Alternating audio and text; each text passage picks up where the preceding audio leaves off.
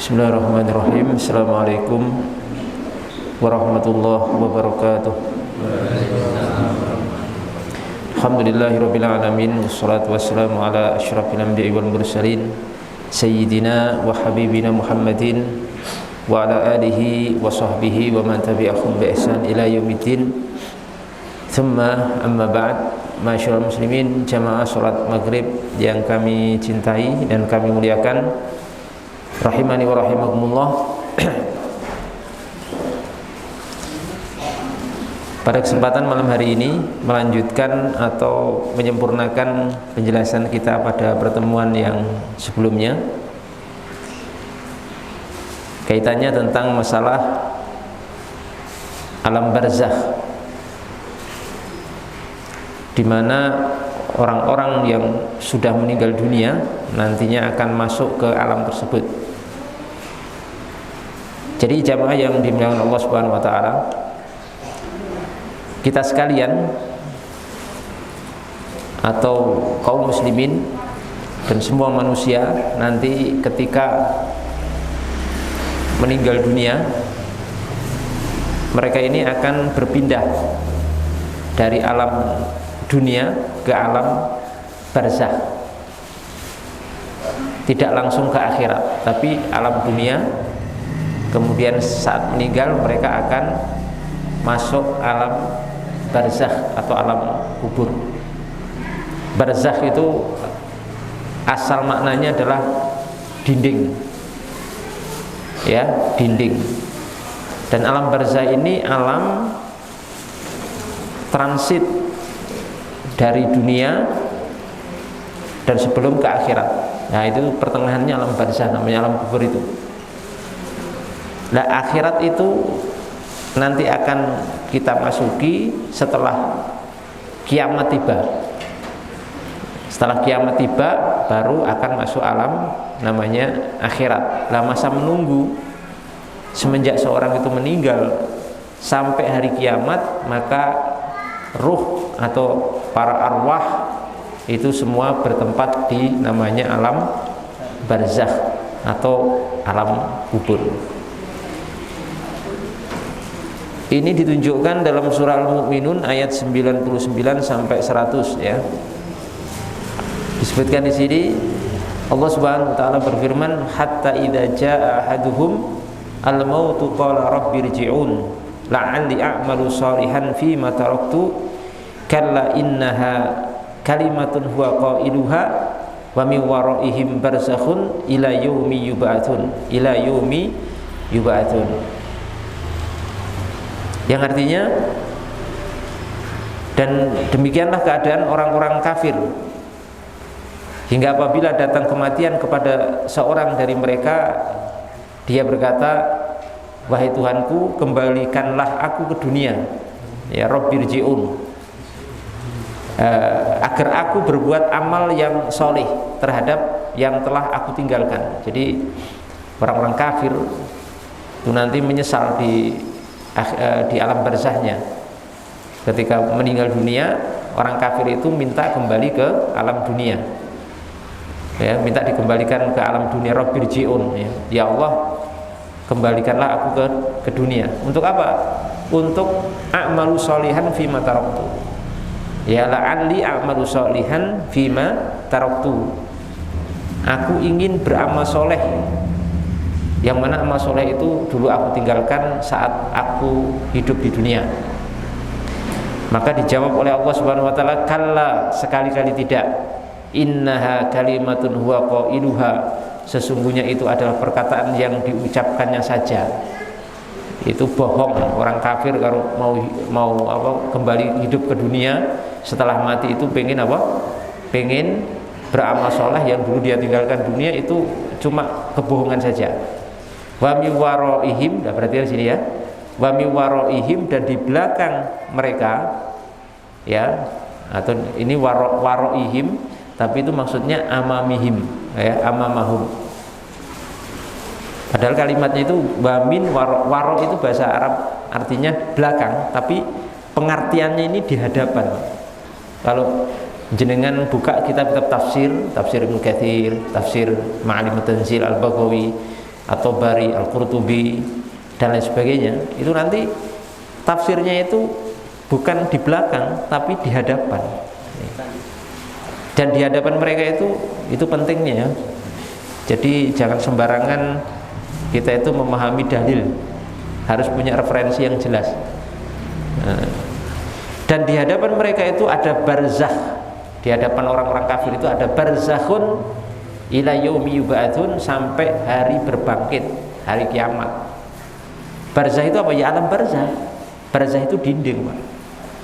Jadi ketika manusia itu meninggal, bukan langsung ke alam akhirat, tapi transit di alam barzakh. Alam kubur itu namanya barzakh, dinding.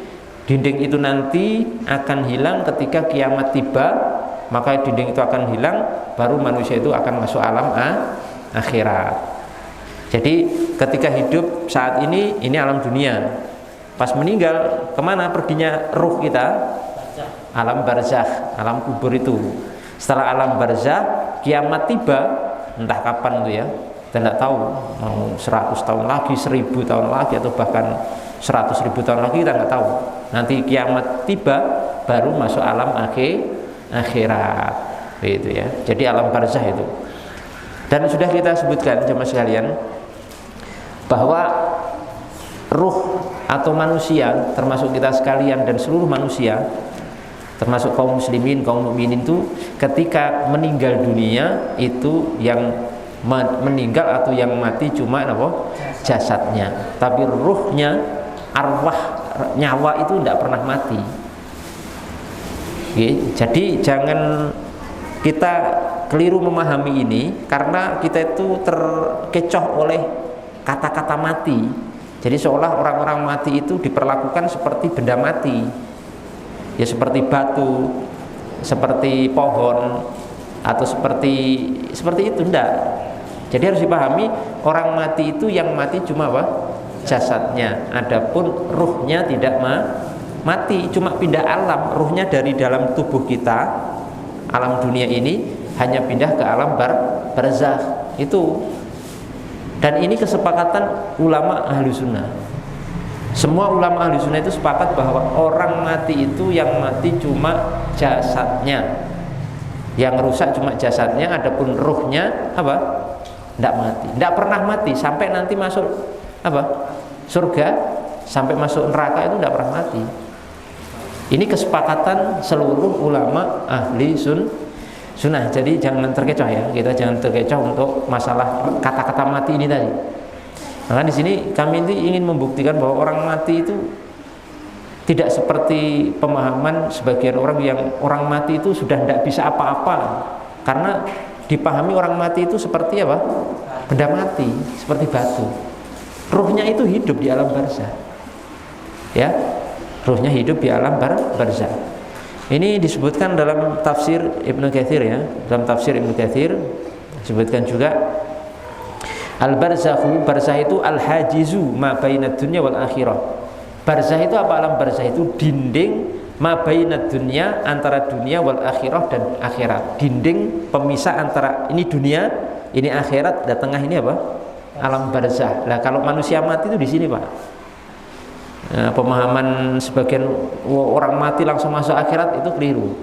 Masuk alam barzakh dulu, nanti kalau kiamat tiba baru masuk alam akhirat. Dindingnya ini hilang, baru masuk alam akhirat. Itu dalam tafsir Ibnu Katsir disebutkan seperti itu. Ya. Kemudian juga masih di tafsir Ibnu Katsir dinukil dari Muhammad bin Ka'ab. Ini tafsir Ibnu Katsir jilid 5 ya. Yang punya kitabnya bisa dicek gitu. Tapi yang bahasa Arab ya. Jilid 5 halaman 340. Menurut Muhammad bin Ka'ab, barzakh itu apa? Ma bainad dunya wal akhirah, antara dunia dan akhirat. Makanya karena barzakh itu masih pertengahan, jadi 50-50 ya, 50% 50%. Karena masih posisinya itu di antara akhirat dan dunia, tengahnya ini alam barzakh, makanya orang yang meninggal itu masih punya interaksi dengan apa? Dunia. Walaupun interaksinya dalam bentuk yang berbeda dan dalam apa namanya kapasitas yang tidak sepenuhnya 100%. Nanti akan kita sebutkan dalil-dalilnya ya. Laisu ma'halid dunya ya'kuluna wa yashrabun. Lah orang yang sudah wafat, sudah meninggal kemudian masuk alam barzah itu ya tidak bisa dikatakan mereka itu bareng kita. Orang-orang yang masih hidup itu makan minum ya nggak mungkin, ya nggak begitu. Wong alamnya lain, kita makan minum seperti ini, mereka udah nggak makan seperti ini, nggak minum seperti ini, tidak bersama kita dalam hal makan minum, ya. Tapi mereka juga wala ma'ahlil akhirah yujazuna bi amalihim. Tapi mereka ini juga tidak bersama penduduk akhirat, yang penduduk akhirat itu sudah bisa diberikan balasan amal-amal mereka. Karena di tengah. Karena di tengah. Kemudian ulama lain namanya Imam Abu Sakhrin itu mengatakan al-barzakhu al-maqabir. Lah barzah itu ya kuburan itu, alam kubur itu ya alam barzah. Jadi kita semua nanti, dan itu pasti ya, bahwa kita semua nanti akan meninggal, dan itu pasti. Cuma tanggalnya saja Pak yang beda. Mungkin masing-masing kita itu tanggalnya beda. Tahun, tanggal, hari, detik, waktunya itu mungkin beda, tapi pasti mati kita semuanya itu. Ini menjadi juga peringatan untuk kita semua ya, bahwa jangan lupa bahwa kita nanti akan pasti mati. Semuanya kita, tanpa kecuali. Nah saudara-saudara kita itu sudah sebagian sudah dulu kita sudah masuk ke alam barzah. Nah nanti kita akan nyusul mereka ke alam barzah, alam kubur itu, yang kita belum tahu seperti apa bentuk dan kondisi alam barzah. Jadi barzah itu ya kuburan, alam kubur itulah alam barzah. Lahum fid dunya wa lahum fil akhirah. Mereka tidak di dunia dan mereka juga tidak di akhirat, di pertengahan. Apa? Di pertengahan, dan mereka nanti akan dibangkitkan di hari kiamat, akan masuk alam akhirat. Bisa dicek di situ di Tafsir Ibnu Katsir jilid 5 halaman 340 dan kitab-kitab tafsir yang lainnya. Ini supaya mudah aja, seperti tafsir Jalalain dan juga tafsir yang lain. Nah, jamaah yang dimuliakan Allah Subhanahu wa taala, karena alam barzah ini posisinya di tengah-tengah nggih. Dunia, alam barzah, baru alam apa? Akhirat. Kan di tengah tadi nggih. Sudah kita jelaskan tadi bahwa karena posisi alam barzah atau alam kubur itu antara dunia dan akhirat, makanya orang-orang yang mati, orang meninggalkan masuk alam barzah itu punya interaksi dengan dunia walaupun tidak 100%. Karena mereka masih di pertengahan. Beda nek sudah masuk alam akhirat, terputus 100%. Tapi karena masih di alam barzah, mereka punya interaksi dengan alam dunia dan orang-orang yang hidup di dunia walaupun tidak total 100%, walaupun dalam bentuk yang sedikit berbeda karena beda alam, tapi masih ada interaksi. Dan mereka hidup ya, sudah saya katakan, mereka itu hidup di sana. Dalam dasar hadis tadi kan, atau ayat yang kita baca tadi, orang kafir saja itu ngomong kepada Tuhan kan, Robbi qala ya. Orang kafir itu berkata, orang berkata berarti hidup atau mati? Hidup di alam barzahnya karena bisa ngomong. Apa kata orang kafir? Rabbirji'un, ya Allah kembalikan aku ke dunia. Loh, bisa ngomong di alam barzah berarti hidup. Kalau nggak hidup nggak bisa ngomong, nggak mungkin bisa ngomong. Kan begitu. Nah, di sini ada beberapa bukti. Kita akan menampilkan bukti bahwa orang-orang yang sudah meninggal yang masuk alam barzah itu punya interaksi dengan alam dunia sebagai berikut. Ini contoh aja ya, nanti nggak bisa semuanya, tapi saya tampilkan yang penting-penting saja. Satu, bukti yang pertama adalah orang-orang yang sudah meninggal itu mendengar suara sandal orang-orang yang mengantar jenazahnya ke alam kubur, ke kuburan. Jadi kalau ada orang meninggal gitu, kan dipikul pakai keranda gitu, keranda atau apa nama kotaknya itu, kotaknya apa, peti jenazahnya itu apa namanya? Bukan, peti jenazahnya itu terbelah gitu saya. Ya kan kadang pakai peti jenazah atau pakai keranda kan, digotong ke kuburan. Nah, saat para pengusung kuburan ini satu persatu pulang ke rumahnya masing-masing, itu suara sendalnya itu bisa didengar oleh mayat ini. Ini menunjukkan bukti kuat bahwa orang mati itu tidak sepenuhnya lepas dari dunia, tapi masih punya interaksi, mendengar suara sendal. Sendalnya di alam dunia, mayitnya di alam apa? Barzah, tapi bisa mendengar.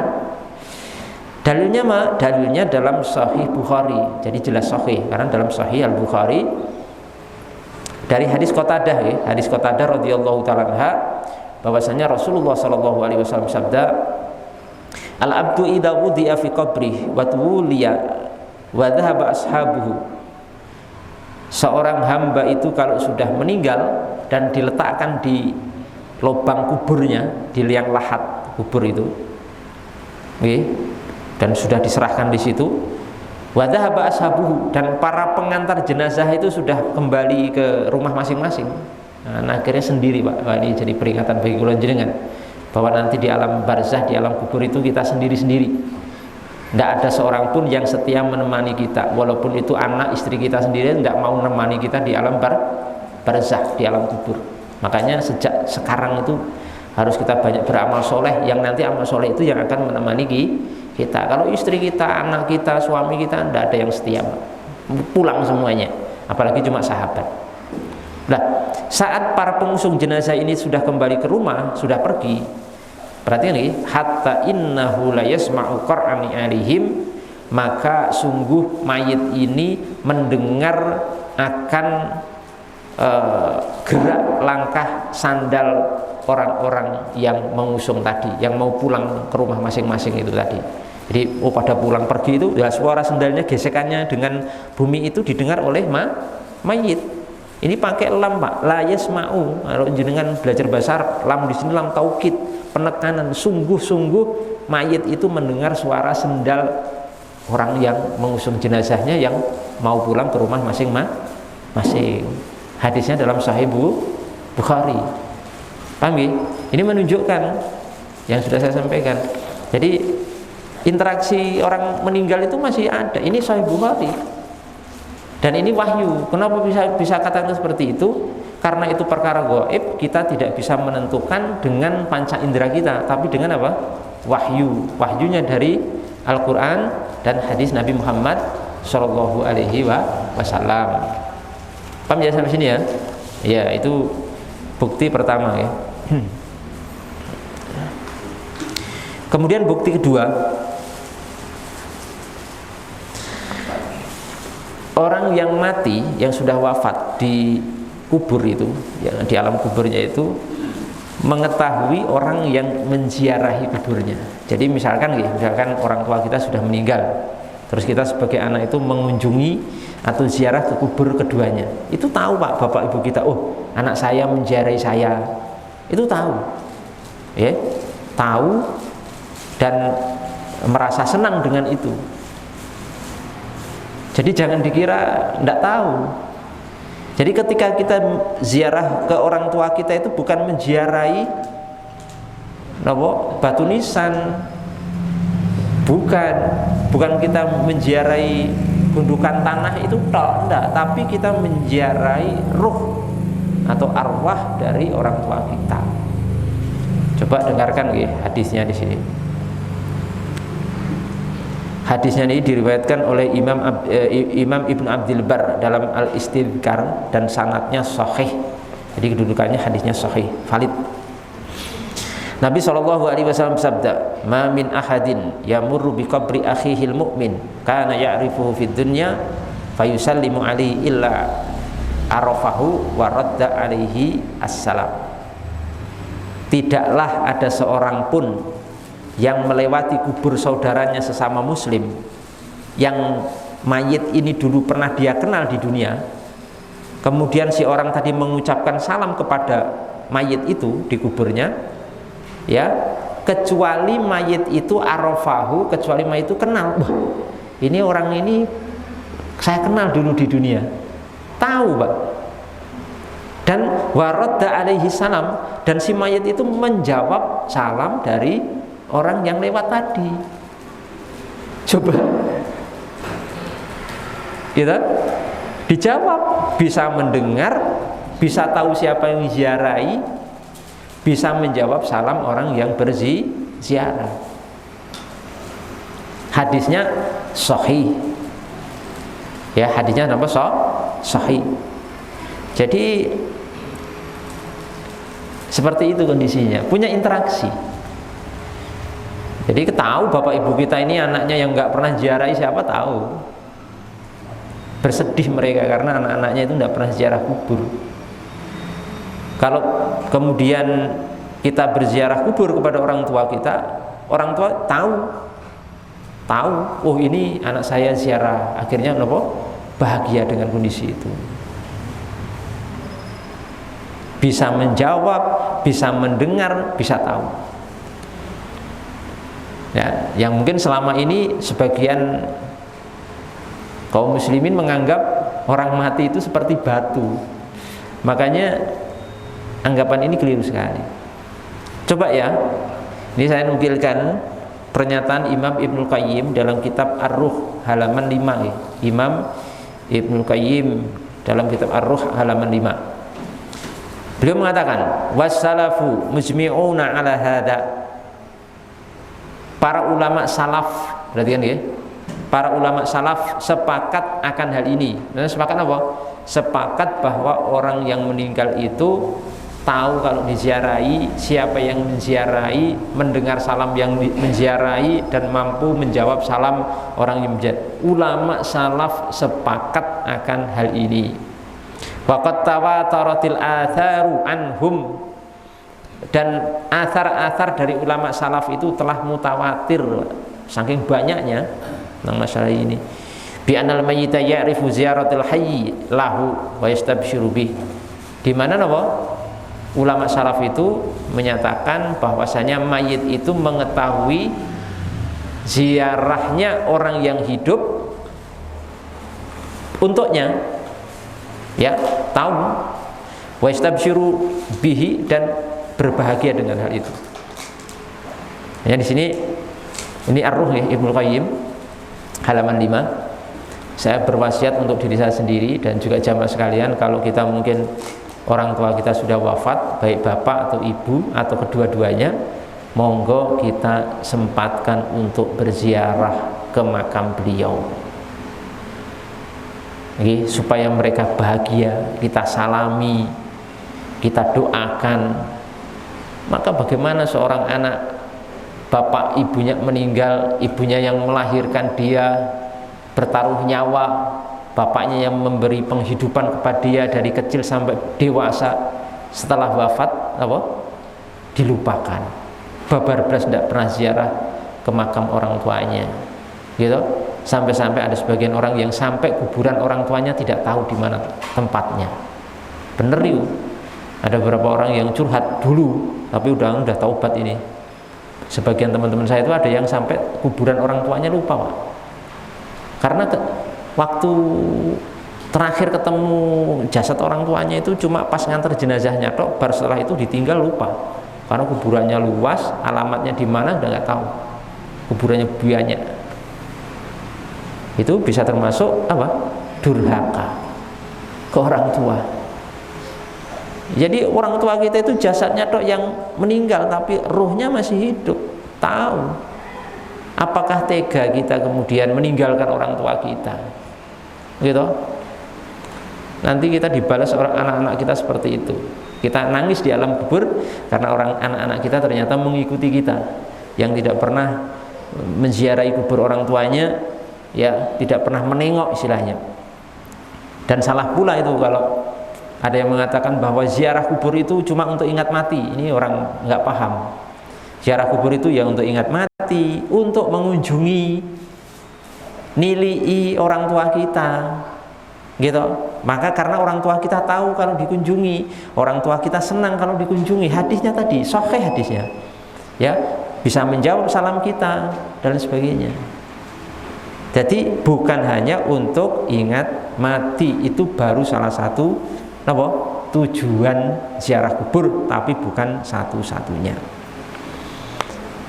Dan jamaah sekalian, Tadi sudah kita sebutkan juga bahwasanya orang-orang yang sudah wafat itu bisa menjawab salam dari orang yang sudah wafat ketika kita salami. Dalilnya sudah kita sebutkan. Ada tambahan dalil, kita itu disunahkan oleh Rasulullah SAW ketika masuk area kuburan, ketika akan ziarah kubur itu mengucapkan apa? Salam, gitu. Assalamualaikum dara qaumin mu'minin wa inna insyaallah bikum lahikun. Ini pernah Aisyah itu tanya kepada Rasulullah SAW, ya Rasul, bagaimana kalau kita masuk ke area kuburan dan akan ziarah kubur, apa yang harus kita ucapkan? Beliau mengajari seperti itu, mengucapkan salam. Salamnya apa? Assalamualaikum, semoga keselamatan atas kalian. Kum daro qaumin, wahai. Perhatikan, niku enten harfu nida yang mahdhufkan di situ. Memanggil, jadi kula jenengan itu kan memanggil orang mati oleh Rasulullah. Salamnya pakai kum. Kum itu yang belajar bahasa Arab, kum itu kata ganti jamak mukhatab, Pak. Kum itu orangnya ada di hadapan kita, bukan gaib, bukan nggak ada. Jadi misalkan saya ke jenengan semua itu, jenengan itu bahasanya kata gantinya kum, kalian. Artinya ada di hadapan kita, bukan gaib, bukan nggak ada. Pakai assalamualaikum, bukan assalamualaihim, tapi assalamualaikum. Terus pakai panggilan, ya dara qaumin, wahai para penghuni kubur, dipanggil. Lah kalau orang meninggal itu batu, kita suruh manggil-manggil batu, itu orang gila, gitu. Kita ini suruh bercakap-cakap dengan orang yang sudah wafat. Orang wafat itu hidup. Kalau orang wafat itu seperti batu, itu orang gila. Kita ngomong memanggil sesuatu yang nggak bisa dipanggil, sesuatu yang nggak ngerti dipanggil, nggak bisa mendengar, itu gila. Tapi Nabi tidak begitu. Nabi suruh memanggil, ya daro qaumin mu'minin, wahai, kan manggil, harfu nida nih bahasa Arab, huruf panggilan, wahai kaum yang dari orang-orang yang beriman. Berarti kalau dipanggil itu bisa mendengar panggilan kita, ya, bisa menjawab panggilan kita. Wa inna insyaallah bikum lahikun, sesungguhnya kami insyaallah akan mengikuti kalian. Artinya kita semuanya nantinya juga akan menyusul saudara-saudara kita yang sudah wafat, mungkin orang tua kita saat ini. Bahkan masya Allah, hari-hari ini itu banyak sekali orang meninggal dunia, termasuk di tempat saya sendiri. Jadi baru ini ganti ini, hari ini ganti ini, kayak itu kematian itu dekat sekali kepada kita ini. Ya kadang seminggu itu bisa 3-4 orang, kadang 2. Itu jadi kayak itu kematian itu kok dekat sekali gitu. Ya, antriannya semakin apa? Semakin cepat. Kalau dulu itu perasaan saya sebulan kadang cuma dengar berita sekali gitu. Dulu kadang 2 bulan baru sekali. Sekarang itu seminggu bisa 3 kali, Pak. 2 kali seminggu, 10 hari bisa 3 kali. Masya Allah, itu peringatan untuk kita semuanya.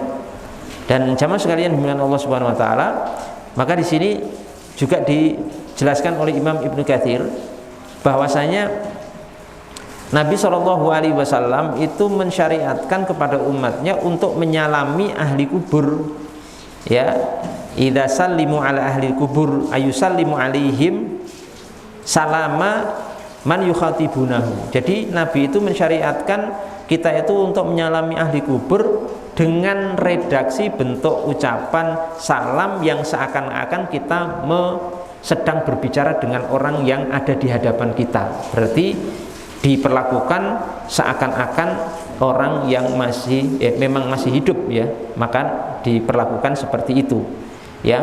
Dan khitab seperti ini itu hanya, kata Ibnu Katsir, liman yasma'u wa ya'qil. Kalau kita ngomongnya seperti itu, redaksi seperti itu hanya untuk orang yang mendengar, bisa mendengar dan berakal. Karena kalau orang mati itu nggak bisa mendengar dan berakal, itu orang gila kita. Ngomong kayak orang ngomong seperti batu, ngomong kepada batu, gitu. Coba ya, kadang kita itu ngomong saja sama kucing saja ngomong, gitu. Ya, ngomong, gini, kok baru pulang, ya, ini orang gila ini.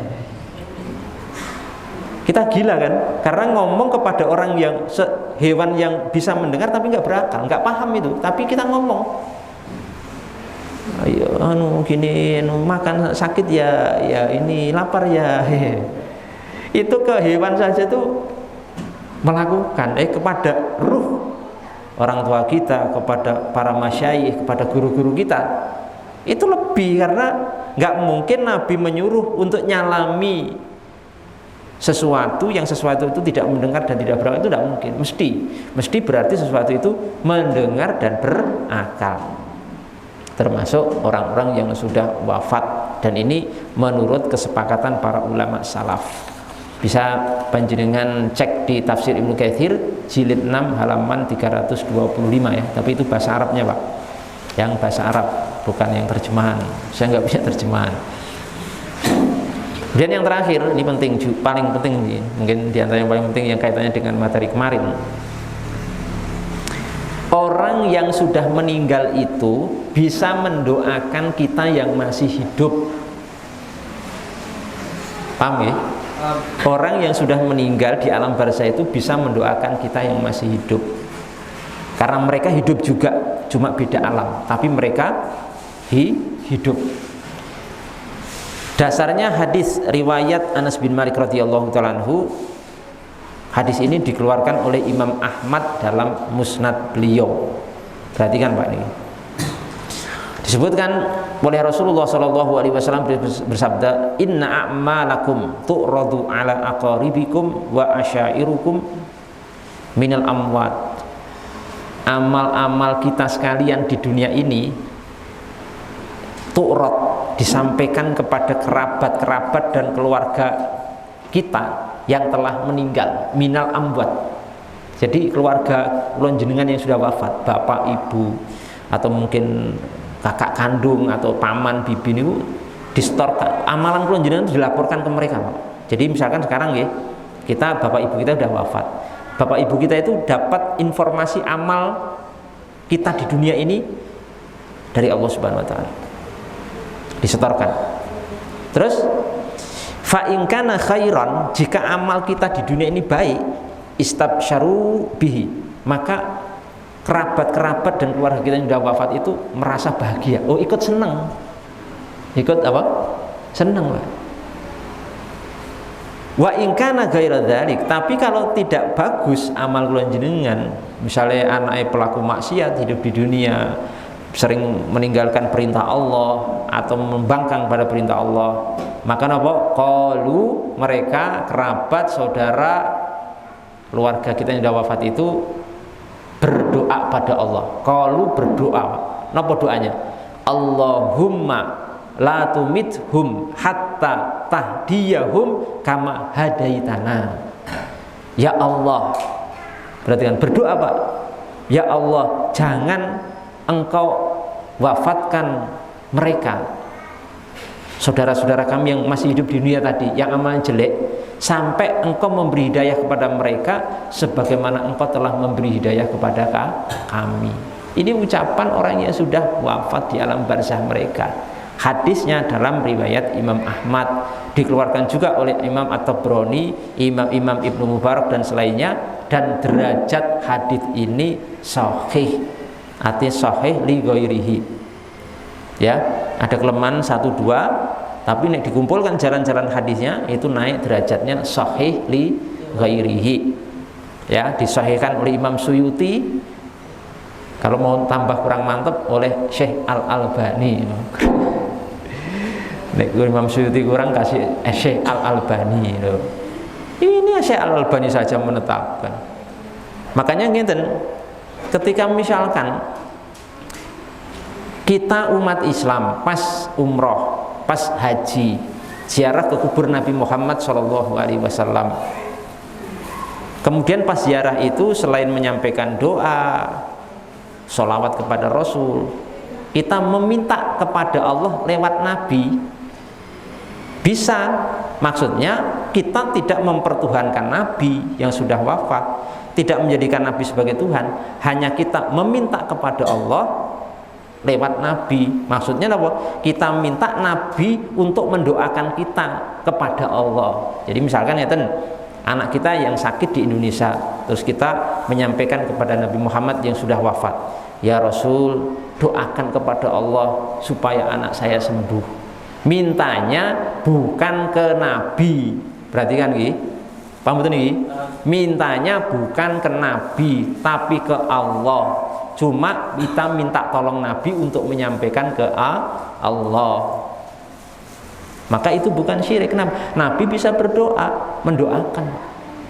Apalagi Nabi Muhammad SAW. Nabi itu bukan seperti kita. Nabi jelas masih hidup di alam barzakh. Nabi itu jasadnya tidak rusak, utuh 100%. Karena dalam hadis itu Nabi itu Allah Subhanahu wa taala itu mengharamkan bumi untuk memakan jasad para nabi dan para rasul. Paham ya? Itu begitu. Itu namanya apa? Tawassul. Jadi tawassul itu gampang sekali. Bukan sesuatu yang ngeri, ngoten mboten. Tawassul itu perantara. Seperti kemarin sudah saya sampaikan, nek kita sakit, saya tanya, yang memberi sakit siapa? Allah. Yang memberi sakit siapa? Allah. Yang menyembuhkan siapa? Allah. Pas kita sakit, minta kesembuhan kepada Allah. Mencari kesembuhan kemana? Ke dokter. Loh kok enggak Allah, mbok di rumah saja langsung doa, ya Allah sembuhkan saya. Gitu. Lah kan yang menyembuhkan Allah. Nek sakit nggak usah pergi kemana-mana, cukup di rumah doa saja, ya Allah sembuhkan saya. Kan yang menyembuhkan sinten? Allah. Buktinya kita pergi ke dokter, pergi ke rumah sakit. Itu namanya dokter sama rumah sakit itu bukan kita jadikan Tuhan, hanya sebagai perantara kesembuhan kita. Perantara untuk menyembuhkan kita, yang menyembuhkan tetap siapa? Allah Subhanahu wa taala. Kan ngaten. Paham ya? Termasuk Ustadz kan dalam Quran katanya kita langsung disuruh berdoa kepada Allah ya. Ud'uni astajib lakum, berdoalah kepadaku Allah dan aku akan kabulkan untuk kalian. Kan ayatnya ngaten gitu. Lah, tapi faktanya kita juga ke dokter. Mbok nek sakit itu di rumah langsung berdoa kepada Allah. Kita juga tawasul nggak sadar. Pas kita mau nikah, pamannya loh ya, kita sungkem ke orang tua, minta nopo, didoakan, minta doa. Bapak, ibu, doakan saya ingin nikah gini, nyun doanya, gitu. Minta doanya supaya lancar, bisa barokah, sakinah, mawaddah warahmah. Loh kok mbok minta sendiri kepada Allah, kok tetap mintanya kepada orang tua? Orang tua suruh doakan kepada Allah. Karena doanya orang tua itu mandi, mustajab, sakral. Seperti itu bentuknya. Jadi ini penting ya saya sampaikan, karena sebagian saudara-saudara kita itu keliru memahami ini, sehingga kaum muslimin itu dikafirkan, disyirikkan gara-gara seperti ini. Ke makam Rasul aja minta doa salah, jadi syirik. Coba ya. Di sini ada sahabat yang melakukan, Pak. Nek berani, ada yang berani mengkafirkan sahabat, saya tantang siapapun dia. Dalam kitab hadis Musannaf Ibnu Abi Syaibah, sanadnya sahih, Pak. Jalur riwayatnya itu dari Abu Soleh, dari Malik Ad-Dar. Malik ini mengatakan ngeten. Wa kana khazina Umar ala ta'am. Malik ini bendaharanya Umar bin Khattab ngurusi makanan, Pak. Malik bin Ad-Dar tadi. Bukan Malik bin Dinar ya, Malik Ad-Dar. Ini bendaharanya Umar bin Khattab ngurusi makanan. Beliau cerita niki Malik Ad-Dar ini, sahabat nih, Pak. Asoban nasu qahtun fi zamani Umar. Di zaman Umar niku para sahabat tertimpa musim kemarau panjang sekali. Paceklik. Tiba-tiba ada ja'ar rajulun ila qabri Nabi. Maka ada seorang laki-laki, ini sahabat juga, yang mendatangi kubur. Berarti kan ya, mendatangi kubur Nabi. Ini Nabi sudah wafat, Pak. Laki-laki itu mendatangi kubur Nabi Muhammad SAW, mendekat terus berkata laki-laki ini, ya Rasulullah, istaskili ummatik fa innahum qad halaku. Mendekati kuburan Nabi, terus sahabat ini menyatakan ini, memanggil Rasulullah, ya Rasulullah, istaskili ummatik. Perhatikan redaksinya nggih, istaskili ummatik. Itu nek diterjemahnya ngeten. mintalah hujan kepada Allah untuk umatmu. Fa innahum qad halaku, karena mereka telah binasa. Ini enggak ada hujan bisa mati semua. Lah, si rajul laki-laki ini bukan meminta kepada Nabi, tapi minta tolong kepada Nabi untuk minta kepada Allah. Maka kalimatnya itu istasqi. Niku nek jenengan belajar bahasa Arab itu maknanya tolak. Ya Rasul, mintalah kepada Allah untuk menurunkan hujan. Rasulullah apa bisa menurunkan hujan? Tidak bisa. Rasulullah itu tidak bisa menurunkan hujan, karena hujan itu kekuasaan Allah Subhanahu wa taala. Maka sahabat ini pintar sekali, mintanya kepada Nabi itu untuk berdoa. Bukan ya Rasul turunkan hujan, bukan Pak. Tapi ya Rasul mintalah kepada Allah untuk menurunkan hujan. Paham betul nih? Paham enggak nih?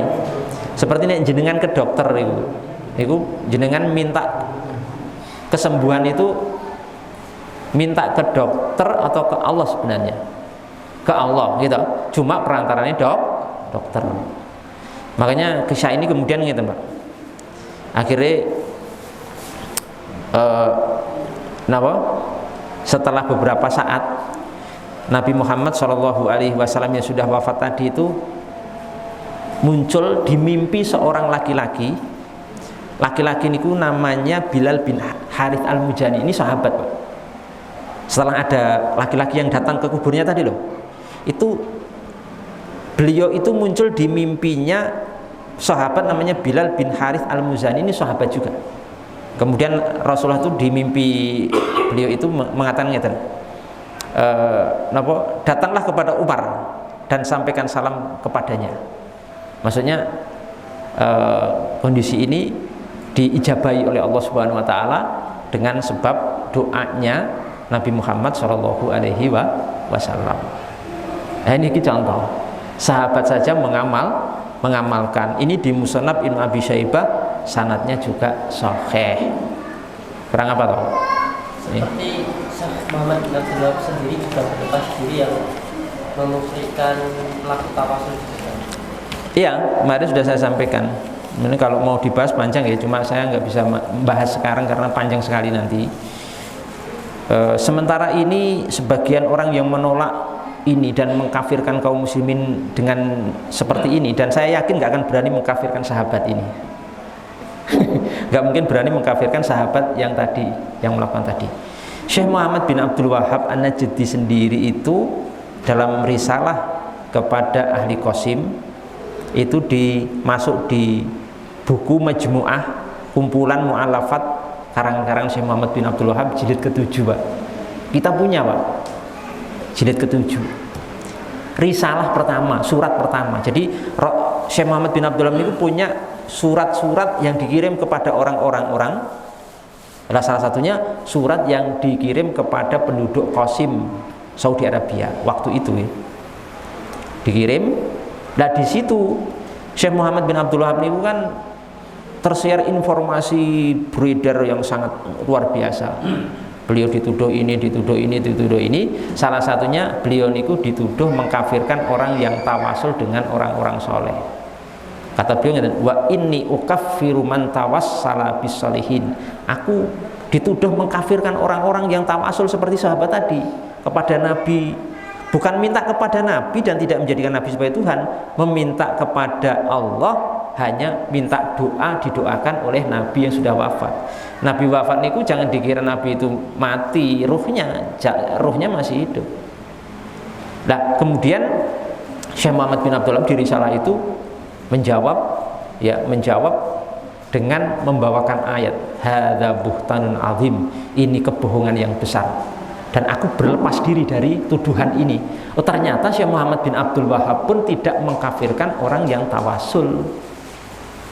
Tidak pernah saya berpendapat seperti ini, bahkan tidak terbetik dalam pikiranku seperti itu.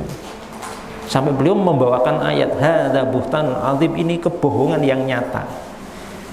Dan saya tahu yang dimaksud oleh beliau yang menuduh beliau itu namanya Sulaiman bin Suhaim. Itu ulama juga yang semasa dengan beliau. Lah yang kadang-kadang kita berpikir itu Sebagian orang-orang yang menisbatkan dakwah kepada Syekh Muhammad bin Abdul Wahab malah berbeda. Tidak boleh seperti itu, syirik. Syiriknya tidak bisa Pak dibuktikan, karena kita nggak pernah mempertuhankan dokter, nggak pernah mempertuhankan orang tua kita, orang soleh, nggak pernah mempertuhankan Nabi Muhammad. Karena kita hanya meminta kepada Allah, terus minta kepada Rasul untuk mendoakan pada Allah. Ya Rasul, doakan seperti sahabat tadi loh. Ya Rasul, mintalah kepada Allah untuk menurunkan hujan. Rasulullah bisa menurunkan hujan tidak? Tidak bisa. Tidak bisa. Yang bisa Allah. Makanya sahabat tadi pinter, karena sahabat tadi meminta Nabi Muhammad itu bukan untuk menurunkan hujan, tapi meminta kepada Nabi Muhammad yang masih hidup di alam barzah itu untuk apa? Untuk meminta Allah menurunkan hujan. Karena Nabi Muhammad itu bukan sembarangan orang, manusia terbaik, manusia termulia sampai akhir zaman. Bukan manusia, makhluk Pak. Makhluk itu kan nggak hanya manusia sama jin, sama setan, sama malaikat. Ada arsy, ada ini, ada itu. Makhluk yang termulia itu Nabi Muhammad. Sampai dalam riwayat itu juga kalau kita sholawat kepada Nabi di dekat sana, di makom beliau, di namanya Raudhah Pak di sana. Kalau jenengan nanti bisa ibadah umrah atau haji, saya doakan semua bisa ke sana gitu. Kalau saya sudah, alhamdulillah. Ini bukan mau sombong ya, maksudnya saya pernah ngalami gitu loh. Saya ke Raudhah pagi-pagi ibadah sholat subuh itu, saya wantrinya luar biasa ke Raudhah itu. Jadi wantri panjang itu. Saya ketika mendekati Raudhah itu makam Nabi, di atasnya ada kubah hijau itu loh. Nah itu bawahnya apa? Makam Nabi. Lah makam Nabi itu di dalam Masjid Nabawi.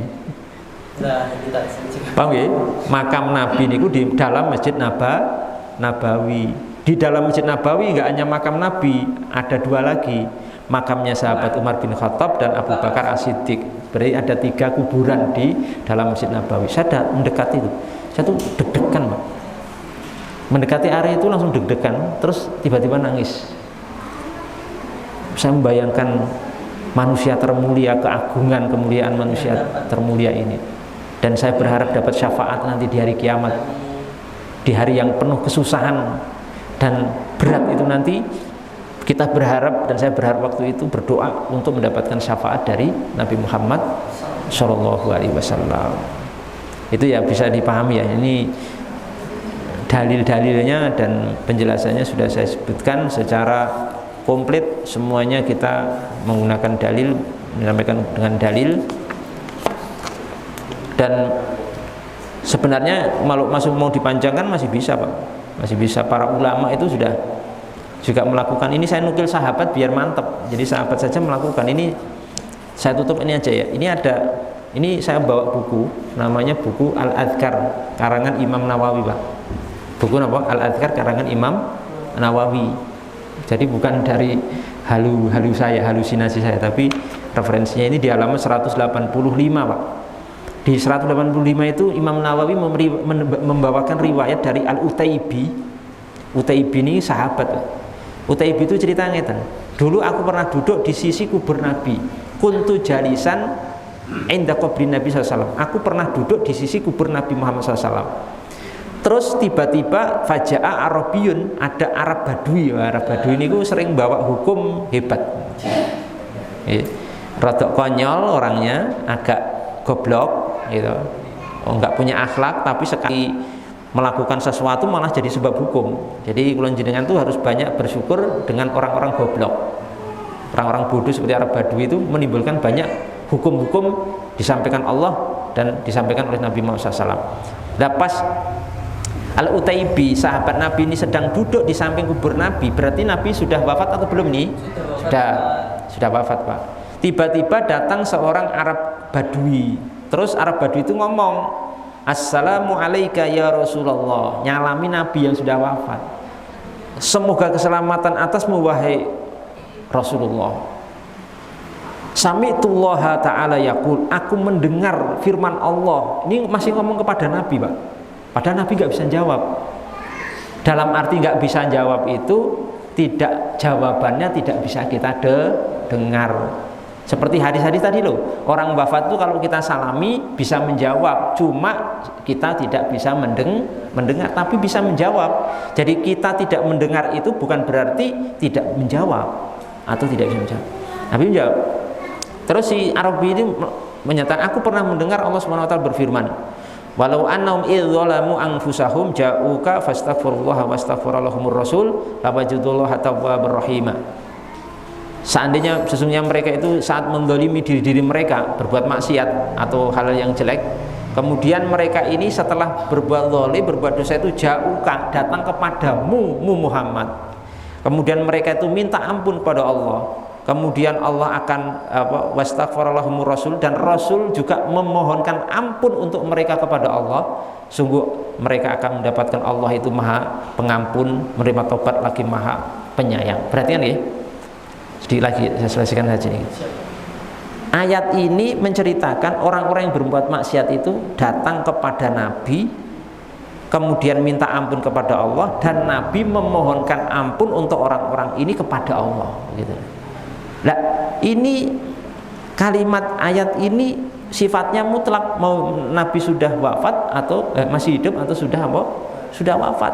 Buktinya dipraktekkan oleh sahabat Arabi ini, Arab Badui ini.